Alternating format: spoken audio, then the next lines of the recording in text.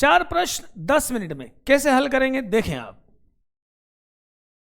2 concept पर question लाए हूं, 2 जेई मेंस के, एक जेई मेंस का और एक जेई एडवांस का भी उसमें क्वेश्चन है। एक कंसेप्ट है limit x tends to a x की घात n माइनस a की घात n अपॉन में x माइनस a बराबर n a की पावर n माइनस 1। ये आप सबने पढ़ा है। इस क्वेश्चन को अपन देखते हैं। यहां पर देखो, यहां क्या लिखा है, x plus x square plus x cube plus x की पावर n, और आखिरी में n है, मतलब ये 1 1 1 n बार है। यदि मैं थोड़ा सा दिमाग लगाऊं तो मैं इस 1 को, इस n को सब में डिस्ट्रीब्यूट कर सकता हूं एक एक बार। एक्स क्यूब माइनस 1, देखिए मैंने सभी में डिस्ट्रीब्यूट कर दिया, सबको मैं बांट दिया, और सबके नीचे में लिख देता हूं यहां पर x माइनस 1, बीच में प्लस लगाता जाता हूं, बीच में प्लस लगाता जाता हूं क्योंकि प्लस क्वेश्चन में है। अब यदि ध्यान से देखें तो ये सब की सब कैसे बन रहे हैं, उस कंसेप्ट के जैसे बन रहे हैं, उसके जैसे बन रहे हैं।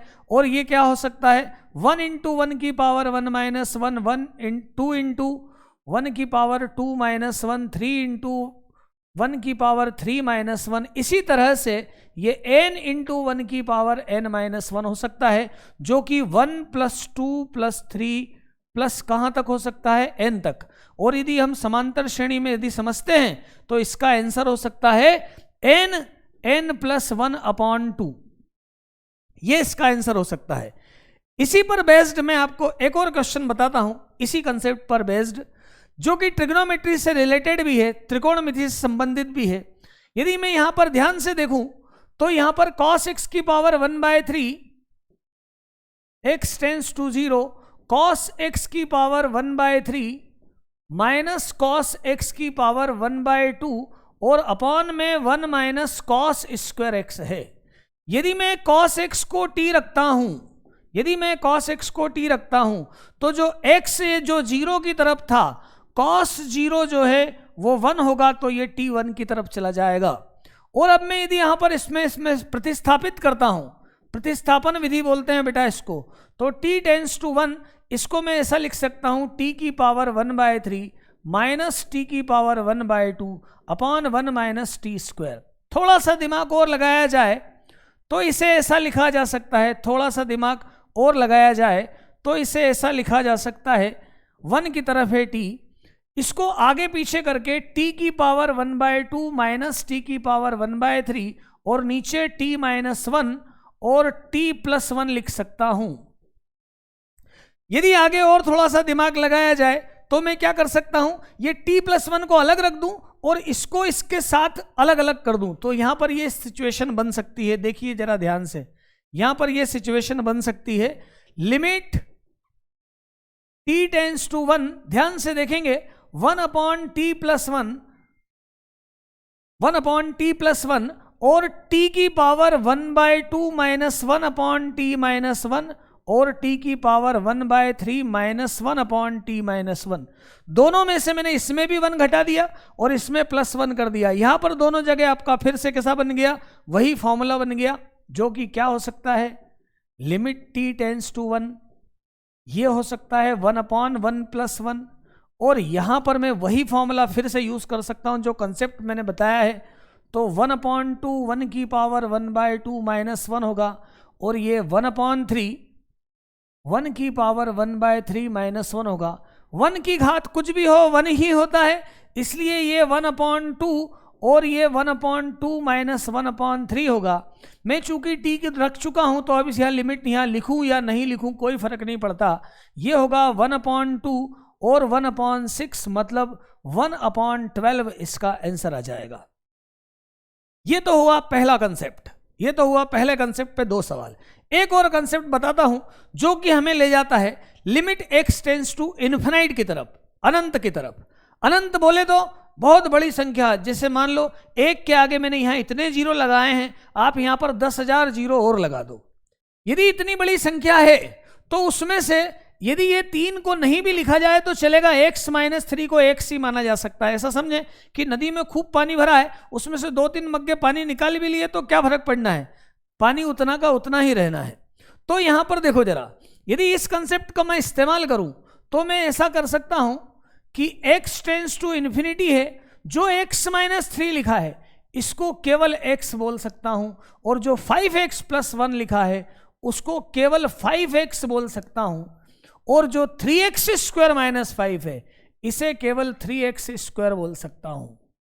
यदि मैं देखता हूं तो ऊपर घात समान है, x अनंत की ओर अग्रसर है, तो ये 5 की घात 5 की घात 10 और x की घात 50 और 3 की घात 25 और x की घात 50 है। ये x की घात 50 यदि हटा दिए जाएं तो 5 की घात 10 बटे 3 की घात 25 इसका आंसर आ सकता है। एक बात का ध्यान रखना, हमेशा अनंत के लिए परिमित हल मतलब निश्चित हल तब आएगा जब x की घात ऊपर और नीचे समान हो। इसी के आधार पर एक जेई एडवांस का क्वेश्चन और आपको बता रहा हूं, इसी के आधार पर जेई एडवांस का एक क्वेश्चन आपको मैं और बता रहा हूं कि यहां पर इन्होंने ये क्वेश्चन दिया है, limit x tends to infinite, x अनंत की ओर अग्रसर है, x square plus x plus 1 upon x minus x plus 1 minus ax minus b बराबर 4 है, और ये एक परिमित संख्या है।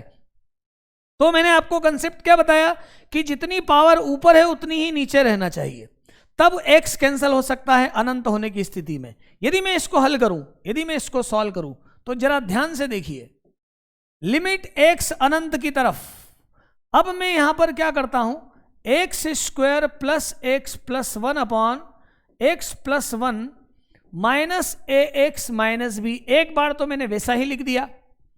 अब मैं इसका लघुत्तम ले लेता हूं, एलसीएम ले लेता हूं, तो ये अनंत की तरफ अग्रसर है, अनंत की तरफ अग्रसर है। चूंकि यहां पर आगे भी है, इसे हमें पहले पूरा सॉल्व करना पड़ेगा। x प्लस 1 तो ये होगा x वर्ग प्लस x प्लस 1, जब मैं x का इसमें गुणा करता हूं तो minus ax square minus bx आता है, और जब मैं 1 का गुणा करता हूं तो माइनस bx माइनस 1 का गुणा करता हूं तो माइनस क्या आ जाता है, ax और माइनस b आ जाता है, बराबर ये कितना है, बराबर 4 है। आराम से समझ सकते हैं इस क्वेश्चन को।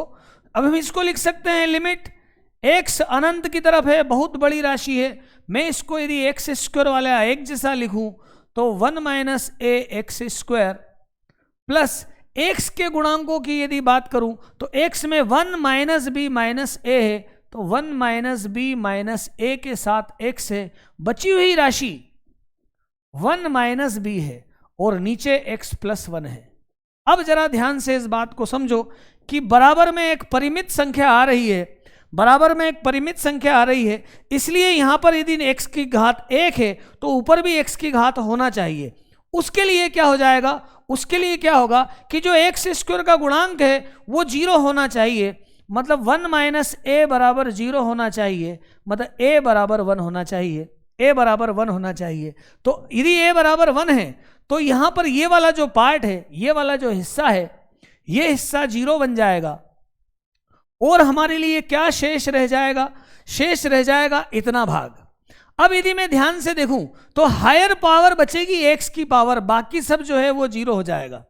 यदि मैं इसमें ध्यान से देखूं तो x का गुणांक यहां 1 माइनस b माइनस a है, और नीचे x का गुणांक 1 है, तो यहां पर 1 माइनस b माइनस a का 4 होना जरूरी है, 1 माइनस a माइनस b का 4 होना जरूरी है। अब यदि मैं a का यहां मान रख देता हूं तो 1 माइनस b माइनस 1 बराबर 4 और b बराबर माइनस 4 इसका आंसर आएगा।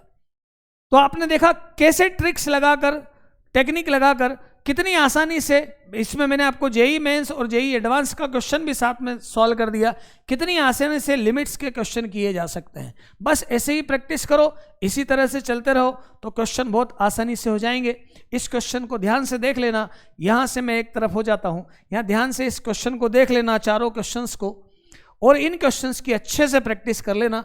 इस टाइप के कई सारे क्वेश्चंस आप सॉल्व कर सकते हैं, इस टाइप के कई सारे क्वेश्चन सॉल्व कर सकते हैं। आज के लिए इतना ही, नेक्स्ट लेक्चर में फिर से मिलते हैं और 4 क्वेश्चंस लेकर आता हूं। थैंक यू ऑल, जय हिंद।